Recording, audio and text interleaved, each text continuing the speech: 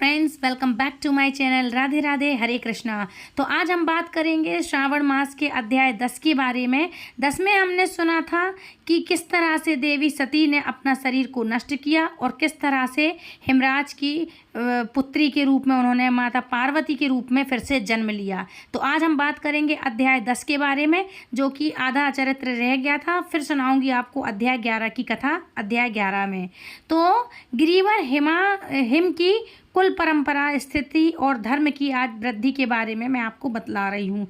तो आपको मैं बता दूँ कि मैंने कहाँ से छोड़ा था। तपस्या वह अत्यंत शीघ्र सिद्धि प्रदान करने वाला और धातुओं की खान है। कौन है? हिम पर्वत, हिमालय। वही दिव्य शरीर धारण करके सर्वांग सुंदर रमणीय देवताओं के रूप में भी स्थित है। भगवान विष्णु का अधिक अंश है, इसलिए वह शैलराज साधु संतों को भी अधिक प्रिय है। एक समय गिरिवर हिवा ने अपनी कुल परंपरा की स्थिति और धर्म की वृद्धि के लिए देवताओं तथा पितरों का हित करने और अभिलाषा से अपना विवाह करने की इच्छा की। हे मुनीश्वर, उस अवसर पर संपूर्ण देवताएं अपने स्वार्थ का विचार करके दिव्य पितरों के पास आकर के उनसे प्रसन्नतापूर्वक बोले, हे देवताओं। देवताओं ने कहा, हे देवताओं पितरों, आप सब लोग प्रसन्नचित्त होकर के मेरी बात सुने। यदि देवताओं का कार्य सिद्ध करना आपको भी अभीष्ट हो तो शीघ्र वैसा ही करें। आपकी ज्येष्ठ पुत्री जो मैनावती है, जो मैना नाम से प्रसिद्ध हैं, वह मंगल रूपनी है। उनका विवाह आप लोग अत्यंत प्रसन्नतापूर्वक हिमवाद से कर दें। ऐसा कहने पर आप सब लोगों को सर्वथा महान लाभ होगा और देवताओं के दुखों का निवारण भी पक पक पर होता रहेगा। देवताओं की बात सुनकर पितरों ने परस्पर विचार करके स्वीकृति दे दी और अपनी पुत्री मैना को विधि पूर्वक हिमालय के साथ में दे दिया। उस परम मंगलमय विवाह में बड़ा उत्सव मनाया गया। हे मुनीश्वर, मैना के साथ हिमालय के शुभ विवाह का यह सुखद प्रसंग मैंने तुमसे प्रसन्नता पूर्वक कहा है। अब और क्या सुनना चाहते हो? तो नारद जी कहते हैं। नारद जी ने कहा, नारायण नारायण, हे विद्वान, अब आदर पूर्वक मेरे सामने मैना की उत्पत्ति का भी वर्णन कीजिए। उसे किस प्रकार शाप प्राप्त हुआ था यह कहिए और मेरे संदेह का निवारण कीजिए। तब श्री ब्रह्मा जी कहने लगे, हे मुने, मैंने अपने दक्ष नामक जिस पुत्र की पहले चर्चा की है, उसकी 60 कन्याएं हुई थी और जो सृष्टि की उत्पत्ति में कारण बनी है। हे नारद, दक्ष ने कश्यप आदि श्रेष्ठ मुनियों के साथ उनका विवाह किया था। यह सब वृतांत तो तुम्हें विदित ही है। आप प्रस्तुत विषय को भी सुनो। उन कन्याओं में एक स्वधा नाम की कन्या थी, जिसका विवाह उन्होंने पितरों के साथ किया था। स्वधा की 3 पुत्रियां थीं, जो सौभाग्य की शालिनी तथा धर्म की मूर्तियां थीं। उनमें से श्रेष्ठ पुत्री का नाम मैना था। मझली कन्या के नाम से प्रसिद्ध थी, जो कि सबसे छोटी कन्या का नाम कलावती था। यह सारी कन्याएं पितरों की मानसी पुत्रियां थीं, अर्थात उनके मन से प्रकट हुई थीं। उनका जन्म किसी माता के गर्भ से नहीं हुआ था, इसलिए यह अयोनिजा थी और निज का जन्म गर्भ से नहीं होता। उन्हें अयोनिज ही कहा करते हैं, उनको अयोनिजा कहा जाता है। केवल लोक व्यवहार से वे स्वधा की पुत्रियां मानी जाती थी। उनके सुंदर नामों का कीर्तन करके मनुष्य संपूर्ण अभीष्ट को प्राप्त कर लेता था। वे सदा संपूर्ण जगत की वंदनीय लोक माताएं हैं और हमेशा अभ्युदय से सुशोभित रहती हैं। सबकी सब परम योगिनी, ज्ञान निधि तथा तीर्ण लोगों की सर्वत्र जा सकने वाली हैं। मुनीश्वर, एक समय वे तीनों बहनें भगवान विष्णु के निवास स्थान श्वेत द्वीप में उनका दर्शन करने के लिए गईं। भगवान विष्णु को प्रणाम किया और भक्ति पूर्वक उनकी स्तुति करके वे उन्हीं की आज्ञा से वहां ठहर गईं। उस समय वहां संतों का बड़ा भारी समाज एकत्रित हुआ था। हे मुनि, उसी अवसर पर मेरे पुत्र सनकादिक भी वहां आए और श्री हरि की स्तुति वंदना करके उन्हीं की आज्ञा से वहां ठहर गए। सनकादिक दंगल वे जब वहां आकर खड़े हुए, उस समय श्वेत द्वीप के सब लोग उन्हें प्रणाम करते हुए उठकर खड़े हो गए, परंतु यह तीनों बहनें उन्हें देखकर भी वहां नहीं उठी। इससे सनत कुमार ने उनको मर्यादा रक्षार्थ अर्थात उन्हें स्वर्ग से दूर होकर के नर स्त्री बनने का श्राप दे डाला। फिर उनकी प्रार्थना करने पर, अनुनय विनय करने पर वे प्रसन्न हो गए और कहने लगे, पितरों की ये तीनों कन्याओं, तुम प्रसन्नचित होकर मेरी बात सुनो। यह तुम्हारे शोक का नाश करने वाली और सदा ही तुम्हें सुख देने वाली है। तुम में से जो ज्येष्ठ है अर्थात बड़ी है, वह भगवान विष्णु की अंशभूल हिमालय गिरी की पत्नी हो जाए। उससे जो कन्या होगी वह पार्वती के नाम से विख्यात होगी। पितरों की दूसरी प्रिय कन्या योगिनी धन्या राजा जनक की पत्नी होगी। उनकी कन्या के रूप में महालक्ष्मी अवती होंगी, जिनका नाम सीता होगा। उसी प्रकार पितरों की सबसे छोटी पुत्री कलावती द्वापर युग के अंतिम भाग में वृषभानु वैश्य की पत्नी होगी। उनकी प्रिय पुत्री राधा के नाम से विख्यात होगी। योगिनी मेनका अर्थात मैना पार्वती जी के वरदान से अपने पति के साथ उसी शरीर से कैलाश नामक परम पद को प्राप्त हो जाएंगी। धन्या तथा उनके पति जनक कुल में उत्पन्न हुए जीवन मुक्त महायोगिनी राजा शीर ध्वज लक्ष्मी स्वर सीता के प्रभाव से बैकुंठ धाम में जाएंगे। वृषभानु के साथ विवाहित मंगल कृत्य संपन्न होने के कारण जीवन मुक्त योगिनी कलावती भी अपनी कन्या राधा के साथ गोकुल धाम में जाएंगी। इसमें कोई संशय नहीं। विपत्ति के पड़े बिना कहाँ किनकी महिमा प्रकट होती है। उत्तम कर्म करने वाले पुण्य आत्माओं पुरुषों का संकट जब टल जाता है तभी उन्हें दुर्लभ सुख की प्राप्ति होती है। और अब तुम लोग प्रसन्नता पूर्वक मेरी दूसरी बात भी सुनो। सदा सुख देने वाली मैना की पुत्री जगदम्बा पार्वती देवी दो सदा सुख देने वाली तब करके भगवान शिव की प्रिय पत्नी बनेगी। धन्या की पुत्री सीता भगवान श्री राम जी की पत्नी होगी और लोकाचार का आश्रय लेकर श्री राम के साथ विहार किया करेगी। साक्षात गोलोक धाम में निवास करने वाली राधा रानी ही कलावती की पुत्री होगी। वे गुप्त स्नेह में बंधकर श्री कृष्ण की प्रियतमा बनेंगी। ब्रह्मा जी कहते हैं, हे नारद, इस प्रकार श्राप के व्याज से दुर्लभ वरदान दे करके सबके द्वारा प्रशंसक भगवान सनत कुमार मुनि भाइयों सहित वही अंतर्ध्यान हो गए।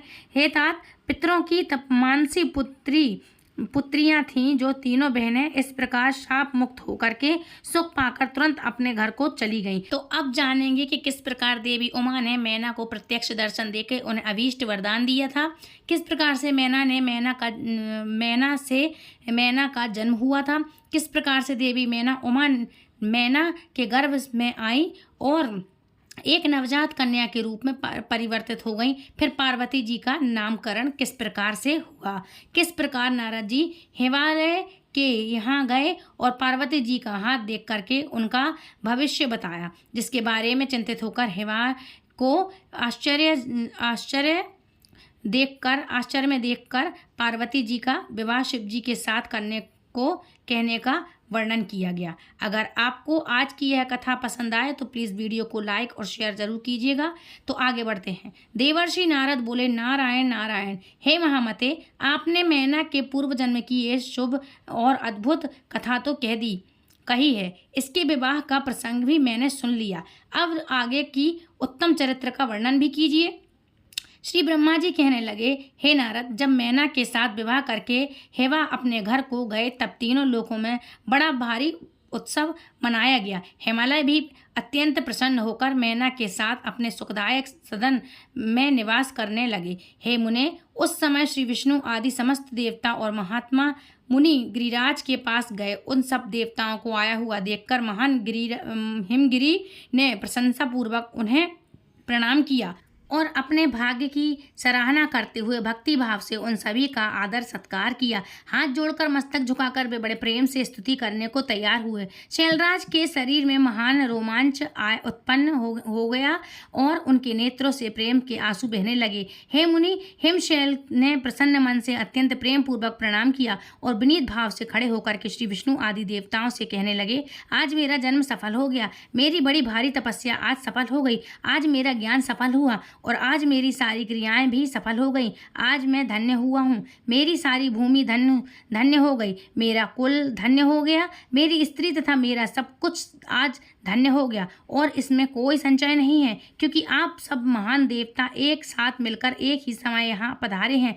मुझे अपना सेवक समझकर प्रसन्नतापूर्वक उचित कार्य के लिए अब आज्ञा दीजिए। हिमगिरी का यह वचन सुनकर वे सभी देवतागण बड़े प्रसन्न हुए और अपने कार्य की सिद्धि मनाते हुए कहने लगे, हे महापरायण हिमालय हिमाचल, अब हमारा हित काक वचन भी सुन लो। हम सब लोग जिस काम के लिए यहाँ आए हुए हैं उसे प्रसन्नतापूर्वक हम तुम्हें बता रहे हैं। हे गिरिराज, पहले जो जगदम्बा उमा दक्ष कन्या सती के रूप में प्रकट हुई थी और रुद्र पत्नी होकर के दीर्घ काल तक इस भूतल पर क्रीड़ा करती रहीं, वे ही अंबिका सती अपने पिता के अनादर पाकर अपनी प्रतिज्ञा का स्मरण करके यज्ञ में शरीर त्याग कर अपने परम धाम को पधार गई हैं।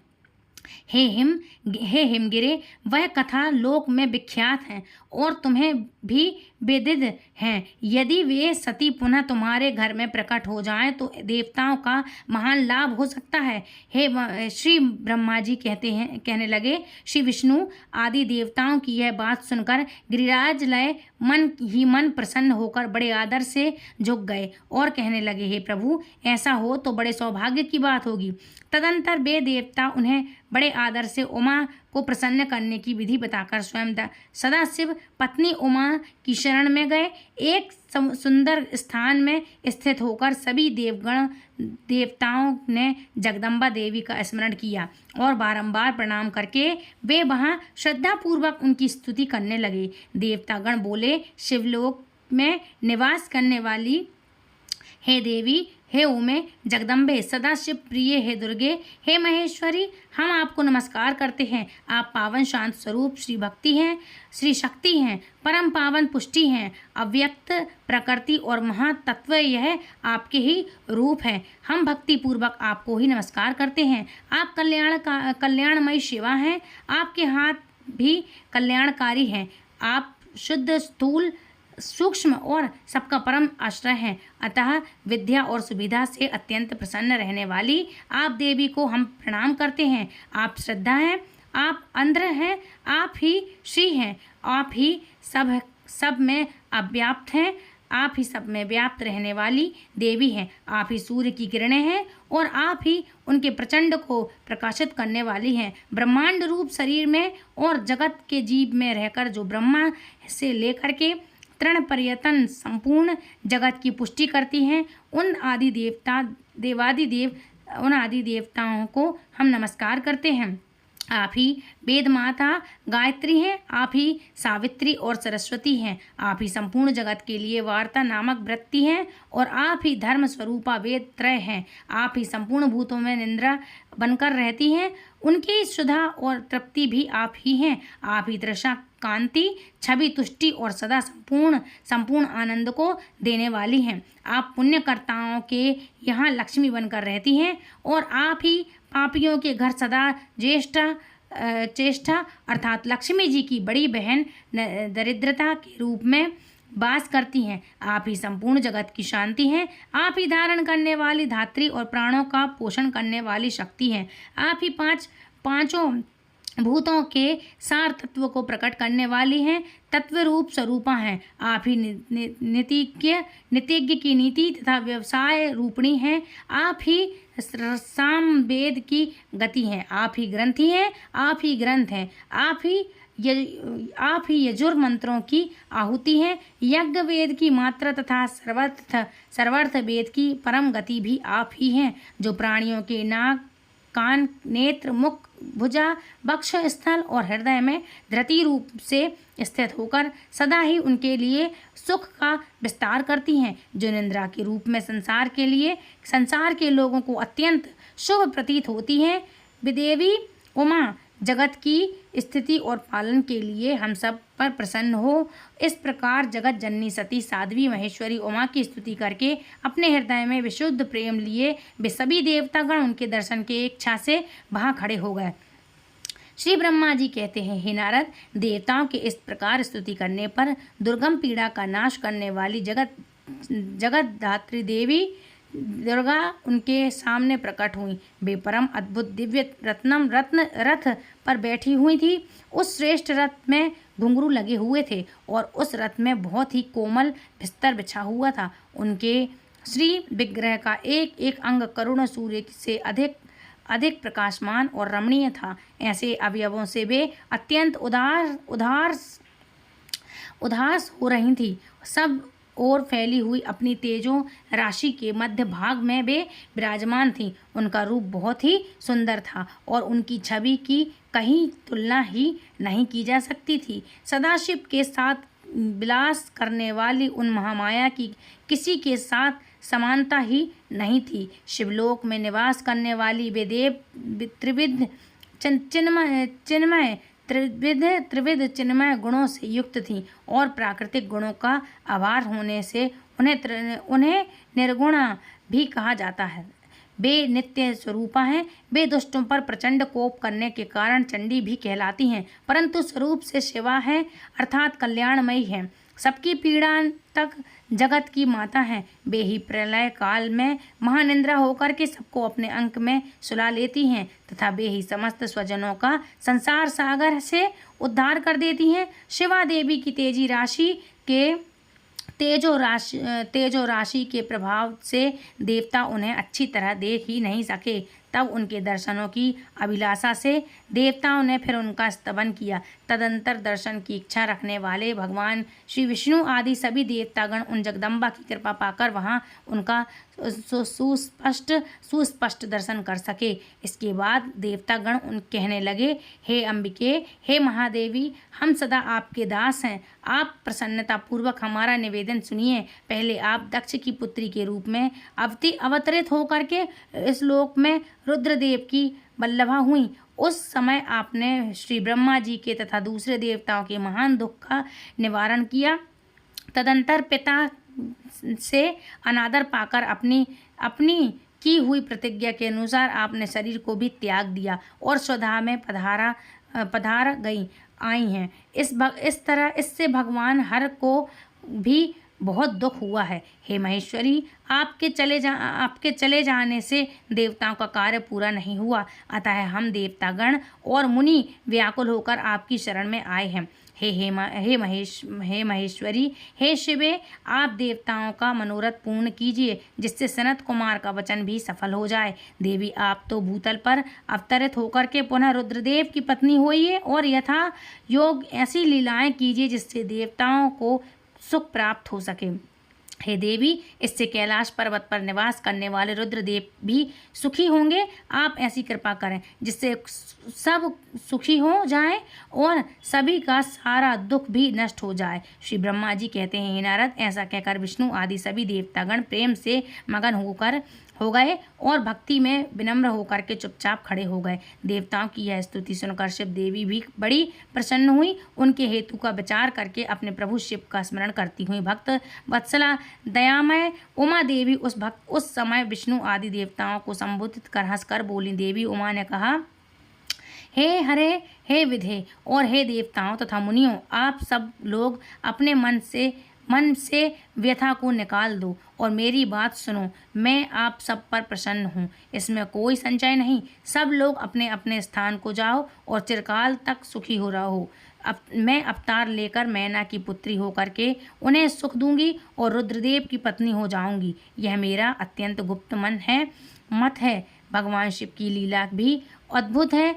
वे ज्ञानियों को भी मोह में डालने वाली हैं। हे देवताओं, उस यज्ञ में जाकर के पिता के द्वारा अपने स्वामी का अनादर देखकर जब से मैंने दक्ष जनित शरीर को त्याग दिया है, तभी से वे मेरे स्वामी कालागम रुद्रदेव तत्काल दिगंबर हो गए। वे मेरी ही चिंता में डूबे रहते हैं। उनके मन में यह विचार उठा करता है कि धर्म को जानने वाली सती मेरा रोष देखकर पिता की यज्ञ में गई और वहाँ मेरा अनादर देखकर मुझसे प्रेम होने के कारण उनसे अपना शरीर त्याग दिया उन्होंने। यही सोचकर वे घर बार छोड़ करके अलौकिक वेश धारण करके योगी हो गए हैं। मेरी स्वरूप भूता सती के वियोग को वे महेश्वर सहन नहीं कर सक रहे हैं। और वे सहन नहीं कर सके। इसलिए हे देवताओं, भगवान रुद्र भी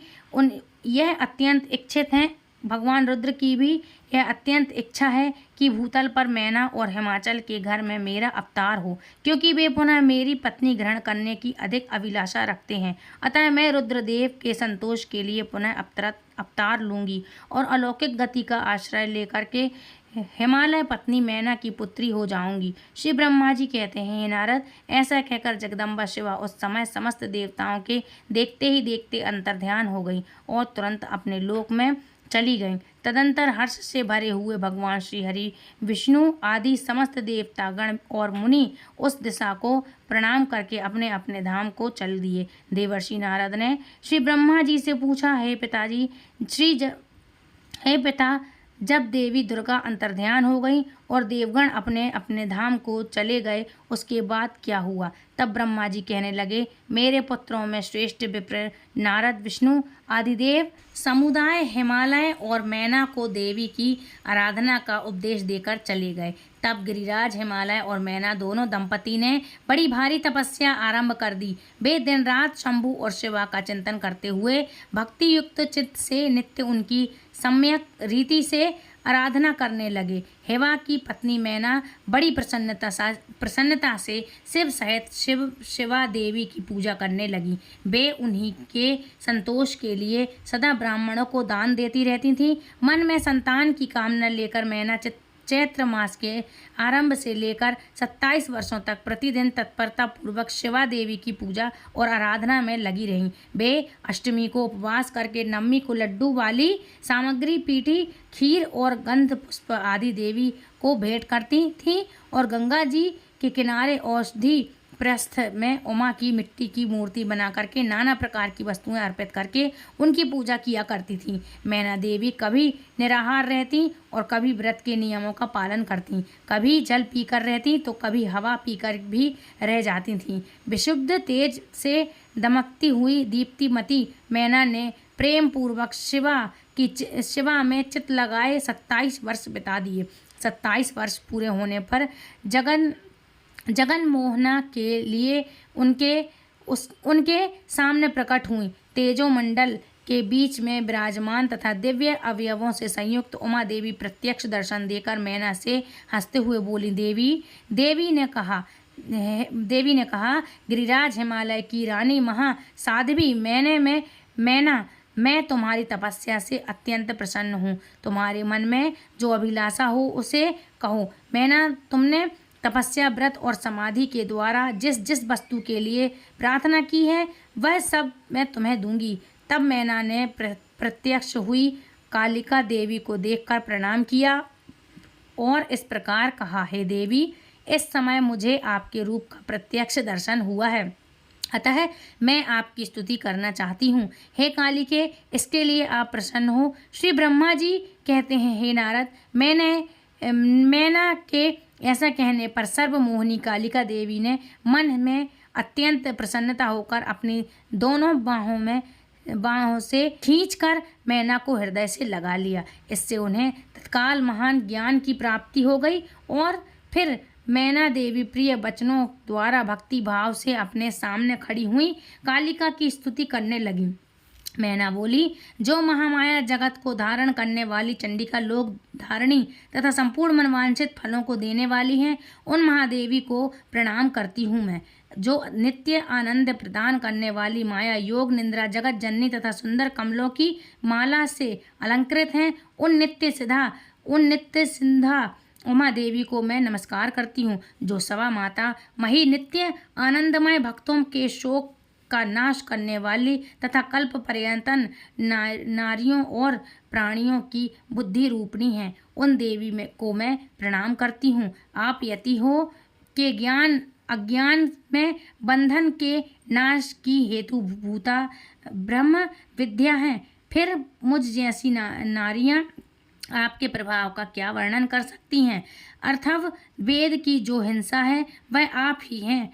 हे देवी, आप मेरे अभीष्ट फल को सदा प्रदान कीजिए। आप भावहीन तथा अदृश्य नित्य नित्यतन मात्राओं से आप ही पंचभूतों के समुदाय को संयुक्त करती हैं। आप ही उनकी शाश्वत शक्ति हैं। आपका स्वरूप नित्य है। आप समय समय पर योग युक्त और सामर्थ्य नारी के रूप में प्रकट होती हैं। आप ही जगत की योनि और आधार शक्ति हैं। आप ही प्रकृति तत्वों से परे नित्य प्रकृति कही गई हैं, जिनके द्वारा ब्रह्मा जी के स्वरूप को वश में किया जाता है। वह नित्य विद्या आप ही हैं। अतः हे माता, आज मुझ पर प्रसन्न होइए। आप ही अग्नि के भीतर व्याप्त उग्र दही तथा शक्ति हैं। आप ही सूर्य किरणों में स्थित प्रकाशी तथा प्रकाश शक्ति है। चंद्रमा में जो आलिंदी का शक्ति का संचार है, जो शक्ति है, वह भी आप ही हैं। ऐसी आप चंडी देवी का मैं स्तवन करती हूँ या करता हूँ, जो भी करे वो ऐसा कह सकता है। स्तवन और बंधन करती हूँ। आप स्त्रियों को बहुत प्रिय हैं।